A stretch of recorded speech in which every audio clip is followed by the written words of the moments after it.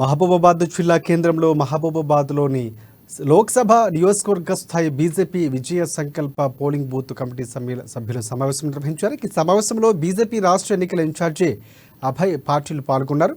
ప్రతి కార్యకర్త ఒక సైనికుల్లా పనిచేసి బీజేపీ ఎంపీ అభ్యర్థి సీతారాం నాయక్ను అత్యధిక మెజార్టీతో గెలిపించాలని అభయ్ పాటిల్ పిలుపునిచ్చారు. ఇక ప్రపంచ దేశాలు మెచ్చిన నేత ప్రధాని మోదీ అని ఆయన వివరించారు.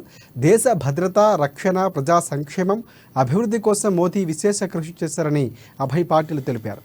ఇక రాష్ట్రంలో బీజేపీ ప్రభుత్వం 12 ఎంపీ స్థానాల్లో విజయం సాధిస్తుందని ఎంపీ అభ్యర్థి సీతారాం నాయక్ ధీమా వ్యక్తం చేశారు. చూసిన ప్రతి దాంట్లో కేంద్ర ప్రభుత్వం ఇంకా రాబోయే రోజుల్లో ఈ రాష్ట్ర ప్రభుత్వాలతోనే సంబంధం లేకుండా డైరెక్ట్ గా గ్రామీణ ప్రాంతాల్లో గ్రామ పంచాయతీలకే ఈ ఫండ్ ను పంపించేటట్టు కేంద్ర ప్రభుత్వం చట్టం తీసుకురావాలని కోరుతా ఉన్నాం. మానుకోట పార్లమెంటు నియోజకవర్గంలో అందరికీ తెలిసిన జగమెరిగిన సత్యం, భారతీయ జనతా పార్టీ అభ్యర్థి గౌరవనీయులు సీతారాం నాయక్ గారు ఇక్కడి నుంచి పోటీ చేస్తా ఉన్నారు. గతంలో వారు ఇదే మానుకోట నుంచి పార్లమెంట్ సభ్యుడు కావడం జరిగింది.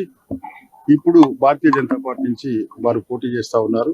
సంస్థాగతంగా మా బూత్ కమిటీ ప్రెసిడెంట్ ప్రతి బూత్ నుంచి 3 చొప్పున సుమారు 1900 బూతులు ఉన్నటువంటి మానుకోట పార్లమెంట్ నియోజకవర్గం నుంచి బూత్ కు 2 లేక ముఖ్యమైన నాయకుల్ని ఇక్కడికి పిలుచుకోవడం జరిగింది. బూత్ అధ్యక్షుడు, అధ్యక్షుడితో పాటుగా ఇంకొకరు 2 ముఖ్య నాయకులను పిలుచుకోవడం జరిగింది.